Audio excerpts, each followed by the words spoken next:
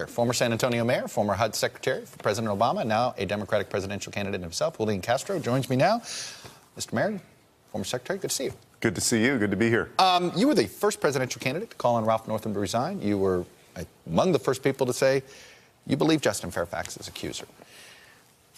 It's a mess in Virginia. What's the right call? Well, what I can say is how I came to my decision about calling on Governor Northam to resign. First of all, I think that we ought to live in a country where everybody counts and that everybody is respected. What I saw was a situation where you had somebody that did something when they were a medical school student, not when they were 15 years old, in 1984, not 1954. And you had a situation where basically he was caught. He didn't come forward affirmatively and say, hey, look, this happened, I want to apologize for it beforehand. And so under those circumstances, I thought the best thing was that he should resign. I still think that. I believe that he can't be effective. Right. With Lieutenant Governor Fairfax, I read Dr. Tyson's statement. I believe her. I believe her claim. He has denied that. My hope is that there's some process to understand what happened. There may not be a process. There may not be. Yeah. But what you see very clearly, and I think all of us feel in this country, is that for so many years, for generations, claims like this, whether they happened in the workplace or in the public sector, they were completely dismissed, just ignored a lot of times. In fact, the woman would often be penalized. She would be the one penalized for bringing it forward.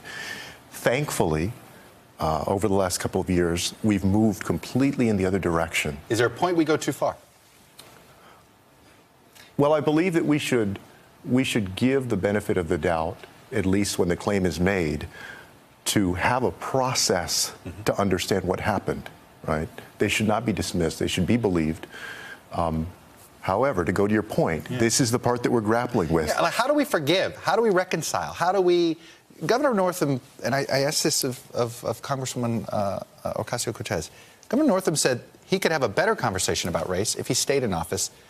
He's not wrong in this respect. Every time he shows up, it's sort of this, it's the elephant in the room. And you are forced to ask about it. You're forced to have a conversation about it. If he resigns, he literally hides in a hole. We all sweep it under the rug, and we have another no conversation about race. Yeah, I would say two things, though. Number one, we can accept an apology. We can forgive.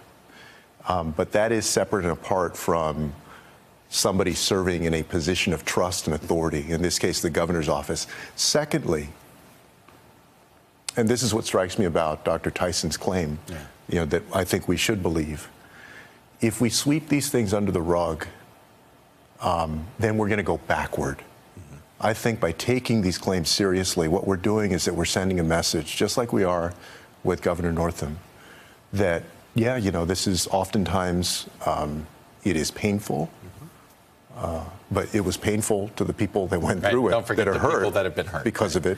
But, and here's the important part, beyond the individual case, it sets a standard that we want to live by of respect for individuals going forward. We're getting close to 10 people in this race, I think officially. Is it up to that many? Yeah. I thought we were at a dozen. Yeah, we're getting close, not yet at the dozen. Why you and not any of these other? I say this, no disrespect to you. It's a talented field. Okay, on paper, resumes, some terrific resumes. Whether you want a former vice president, you can have any array of candidate you're looking for. Why do you think you're better than everybody else on that stage? Well, you're going to be sharing a stage with. You're right that this is a very talented field of people. But let me tell you why me. Number one, because I actually have executive experience, and I think people are going to look for somebody that has a track record of getting things done. Okay. Having been a former mayor and a former cabinet secretary. Big jump from mayor to president for what it's worth. But you did have the intermediate step of cabinet secretary. People often forget that. I know. You were calling me Mr. Mayor a second ago. Well, I served. You are running as the former mayor.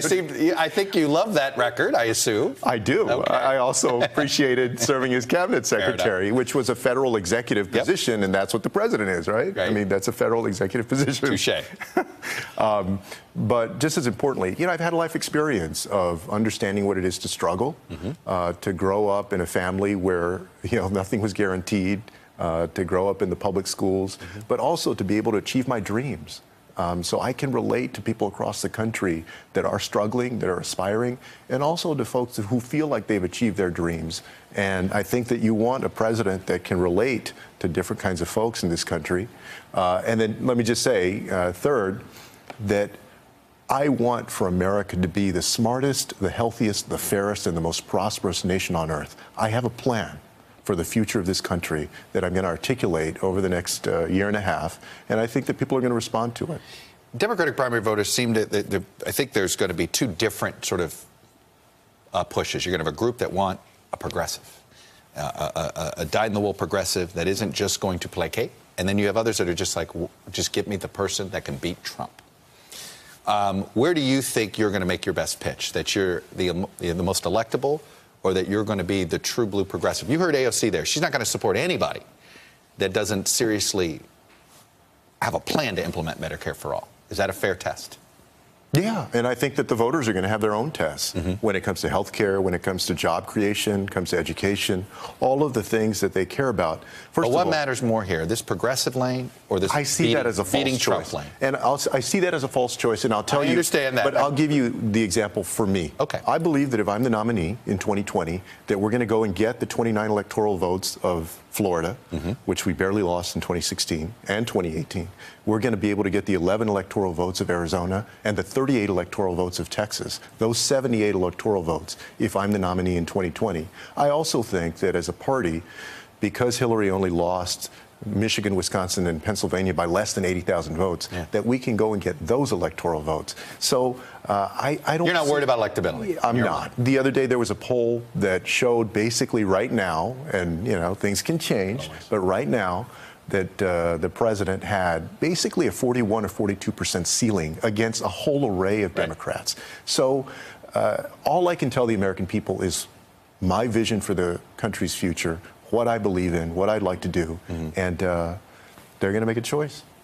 Julian Castro, I got more questions for you, but I'm running out of a little bit of time, but I'm going to have you back a bunch, I hope. Good to see you, sir. Thanks for coming on and sharing your views. Hello, YouTubers. If you're watching this, it means you've checked out our channel, so thank you. Now do me a favor, subscribe by clicking on that button down there. Click on any of the videos to watch the latest interviews and highlights from MTP Daily and MSNBC. You can get more Beat the Press content every morning in the First Read newsletter. If you're tired of content that you don't know anything about where it came from, you don't have to have that problem with us. NBC News, MSNBC, MTP, and the Meet the Press mindset right here for you on YouTube. Subscribe now.